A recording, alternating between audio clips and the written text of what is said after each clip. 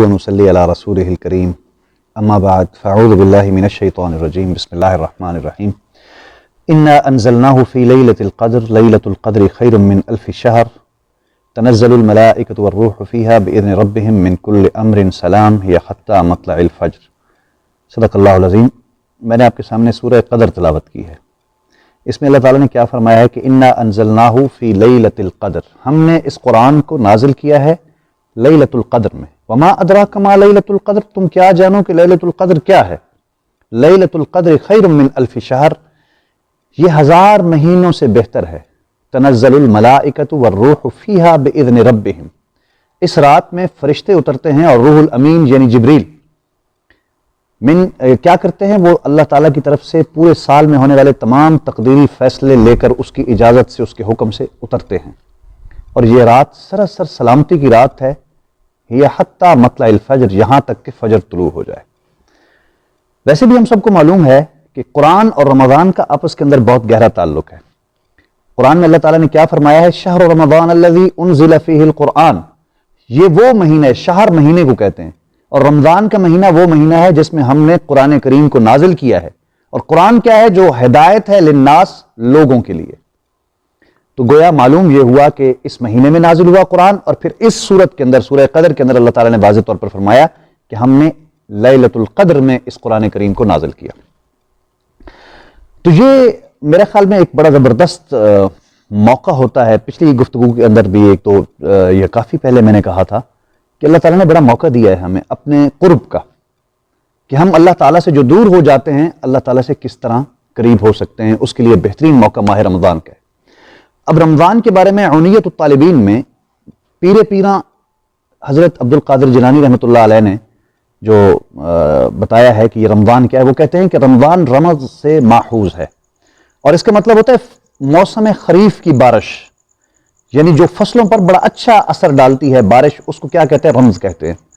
تو ماہ رمضان جو ہے یہ کیا کرتا ہے؟ یہ بھی جس طرح فصل کے اوپر بارش ہو تو ساری اس پر جو میل کچیل اور گرد و غبار ہوتا ہے وہ سارا ختم ہو جاتا ہے، ماہ رمضان بھی کیا کرتا ہے؟ یہ لوگوں کے جسموں پر گناہوں کے میل کو صاف کر دیتا ہے، حتیٰ کہ ان کی روحوں پر اور دلوں پر جو زنگ تک لگا ہوتا ہے اس کو بھی یہ صاف کر دیتا ہے، اگر صحیح طریقے سے گزارا جائے۔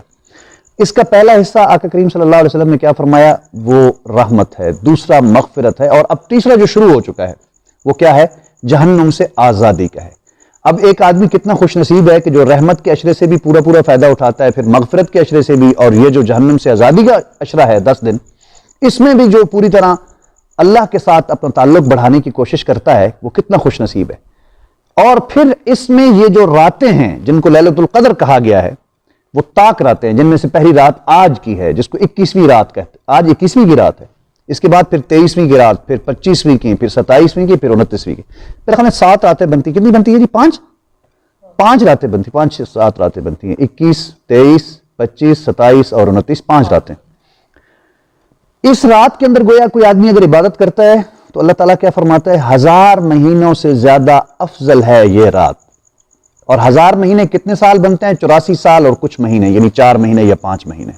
اگر ایک آدمی ایک رات اللہ تبارک و تعالیٰ کے سامنے کھڑا ہوتا ہے، اس سے گڑ گڑا کر گری وزاری کر کے مانگتا ہے، تو گویا وہ 1000 سال کی عبادت کا ثواب پا لیتا ہے۔ اب یہ بڑی لمبی ایک حدیث بنی اسرائیل کے حوالے سے آپ کا کریم صلی اللہ علیہ وسلم نے بیان کی تھی، جس میں اس کے ساتھ اس کا موازنہ کیا تھا، لیکن میں وہ چونکہ وقت نہیں ہے، میں صرف اتنا کہنا چاہتا ہوں کہ اس رات میں ہمیں زیادہ سے زیادہ اللہ تعالیٰ کے ساتھ تعلق بڑھانا چاہیے، نفل پڑھنے چاہیے، عبادت کرنی چاہیے، اکیلے گھر میں جا کر اللہ کے ساتھ گڑ گڑا کر گرے اور زاری کے ساتھ اگر ہم مانگیں گے تو انشاءاللہ ہمیں بڑا کچھ عطا ہوگا۔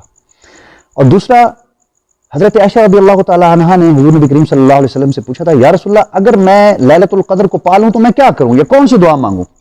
تو حضور صلی اللہ علیہ وسلم نے فرمایا تھا یہ دعا مانگو، اللہم انک عفو تحب العفو فاعف عنی، اے اللہ تو معاف کرنے والا ہے، تو معافی کو پسند کرتا ہے، فاعف عنی، پس تو کیا کر، مجھے معاف کر دے۔ کتنی زبردست ایک لائن کی دعا ہے، اور یہ بھی پڑھنی چاہیے۔ گویا حضور نے بڑے واضح انداز میں یہ بھی فرمایا، تو ہمیں کوشش کرنی چاہیے کہ ہم اس رات میں جہاں نوافل پڑھیں، ذکر اذکار کریں، قرآن کی تلاوت کریں، وہیں پر یہ دعا بھی ساتھ ساتھ مانگیں۔ اور ایک اور چیز، علماء کیا کہتے ہیں کہ اس کی پہچان کیا ہے کہ یہ رات کیسے ہوتی ہے، تو وہ کہتے ہیں کہ جس رات میں لیلۃ القدر ہوئی ہو یعنی وہ رات لیلۃ القدر والی ہو تو اس کی صبح بڑی عجیب سی ہوتی ہے کہ ہر چیز جھکی جھکی ہوتی ہے، درختوں کی شاخیں جھکی جھکی ہوتی ہیں، اور ہر چیز گویا ایک بڑی عجیب سی کیفیت کے اندر صبح کے وقت نظر آتی ہے، اور موسم بھی بڑا معتدل ہوتا ہے، حتیٰ کہ جب سورج نکلتا ہے تو اس کی کرنیں بھی پہلے جس طرح عام طور پر نکلتی ہیں سخت قسم کی، وہ نہیں ہوتی بلکہ وہ بھی بڑی معتدل ہوتی ہیں۔